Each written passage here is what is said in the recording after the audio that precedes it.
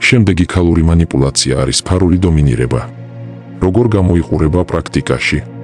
ქალი სახეზე ღიმილითა და ბრწყინვალე თვალებით ყოველჯერზე გეუბნება არას. მაგალითად ეუბნები წამოდი აი იქ სადღაც წავიდეთო, ის კი პასუხობს არა. წამოდი ჩემს მეგობრებს გაგაცნობ არა. და არ აქვს მნიშვნელობა როგორი ლამაზი და მოსიყვარულე სიტყვებით გიხსნის ქალი თუ რატომ არა. მნიშვნელოვანი ის არის აქ რომ ყოველჯერზე რაღაც შენს ინიციატივას უარყოფს, რის შედეგადაც შენი თავდაჯერებულობა ნელ-ნელად ყდება.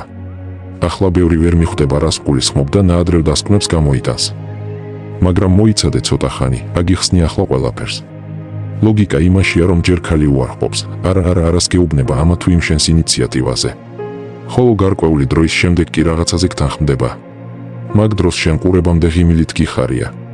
ოჩახ, შენ ეს შეძელი, მისი არა გადალახე, აპლოდისმენტები გეკუთვნის. მაგრამ აქ მთელი პრობლემა იმაში მდგომარეობს, რომ ეს უკვე მისი გადაწყვეტილება იყო და არა შენი. ურთიერთობას მართავს ის, ვინც ცოტათი ამუხრუჭებს. ჯერ სულ ამუხრუჭებდა, შემდეგ კი რაღაცაზე დაგთანხმდა. ამ ტიპის манипуляცია მუშაობს შენში და ბიოქიმიურ დონეზე. როდესაც ადამიანს ბევრჯერ უთხრეს რაღაცაზე უარი, შემდეგ კი უცებ მისცეს უფლება, მაგ დროს მასში ძალიან დიდი დოზით გამოიყოფა დოფამინი. გამოდის რომ ყოველი მისი არა ზრდის მის კისფასს. და თუ შენ ეს ერთხელ შეჭამე, შემდეგ უკვე გლობალურად არაადეკვატურად იწყებ მსჯელობას მიღებული დოფამინის დოზიდან გამომდინარე. შენს თავს უმტკიცებ იმას, რომ ასეთ რქიან ქალთან ცხოვრება არის უშუალოდ შენი არჩევანი. შენ ყოველჯერზე მისი შექმნილი სირთულეების გადალახვით თავს მაგარ კაცად გრძნობ. სინამდვილეში კი ქალი მართავს თქვენს ურთიერთობას, იმიტომ რომ შენში დოფამინი როდის და რამდენი გამოიყოფა, მის ხელშია. როგორ არ უნდა მოხვდე მაგ ხაფანგში.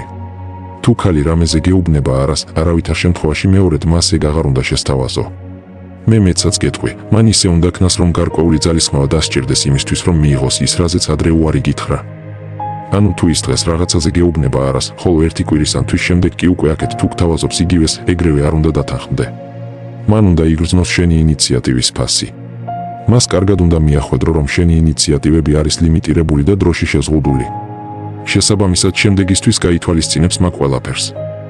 ოღონდ ეს ის არ არის რაც უნდა უთხრა ქალს, რაზეც უნდა ესაუბრო ქალს. აი მე შენ გთავაზობდი და შენ მაშინ არ გინდოდა და ახლა მე თავს ვიფასებო.